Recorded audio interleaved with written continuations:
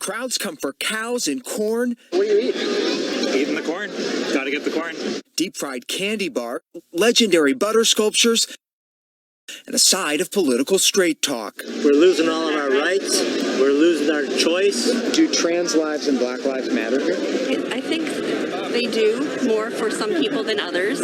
At the Minnesota State Fair, America's deep political divide in the COVID era is on full display. Who's on the wheel? That is Governor Walz. Oh, that's the governor. That's the governor right there. We got our own war within our own states here right now going on. Enter two members of Congress, a Republican and a Democrat, on a mission to find a path toward healing. I mean, what's a Trump country Republican doing with a Twin Cities Democrat at the state fair? Well, I mean, I think, number one, it's more like that than people realize. There are lots of good people in Congress. And South Dakota Republican Dusty Johnson and Minnesota Democrat Dean Phillips have teamed up for a first-of-its-kind political exchange. My name's Randy. Hey, Randy. I'm Dusty. Visiting with voters in each other's home districts in an effort to tone down the rhetoric and find common ground. So how do you get from civility, and this is great that you guys are showing it here, but how do you get from that to compromise? It seems like a much harder ideal to reach. You know, you can't work with people you don't trust, and you can't trust people you don't know. The congressmen say they're ideological opposites, but constructive personal friends. Have you done other state fairs? I never have. Yeah, me either. No.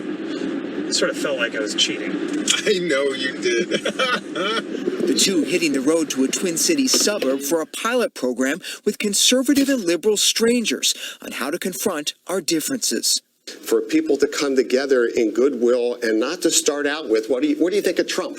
Dean and Dusty enlisting the help of Bill Doherty, co-founder of the nonpartisan group Braver Angels. We started this organization 4.5 years ago, and we've done 1,000 conversations so far.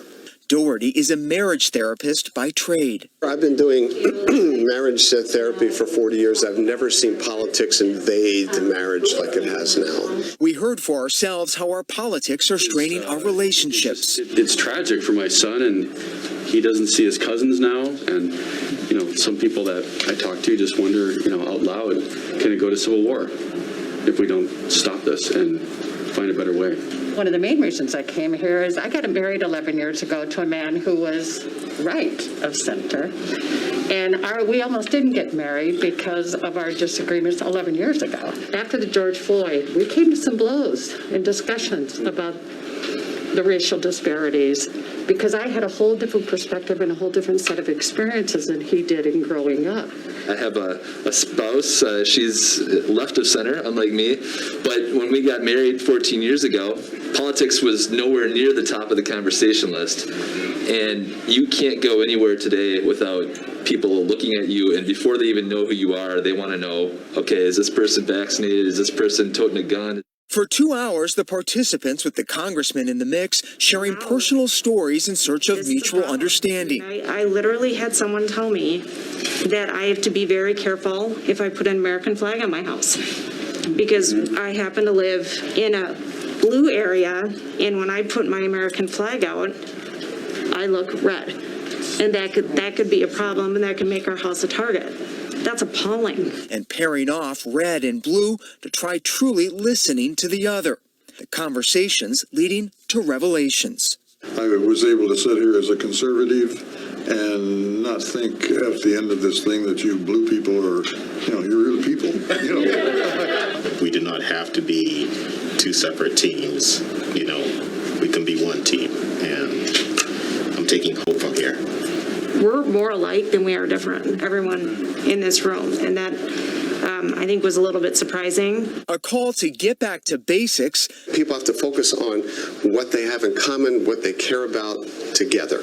We're just trying to find out a way for our country to talk about these wonderful political opinions in a way that is productive rather than destructive.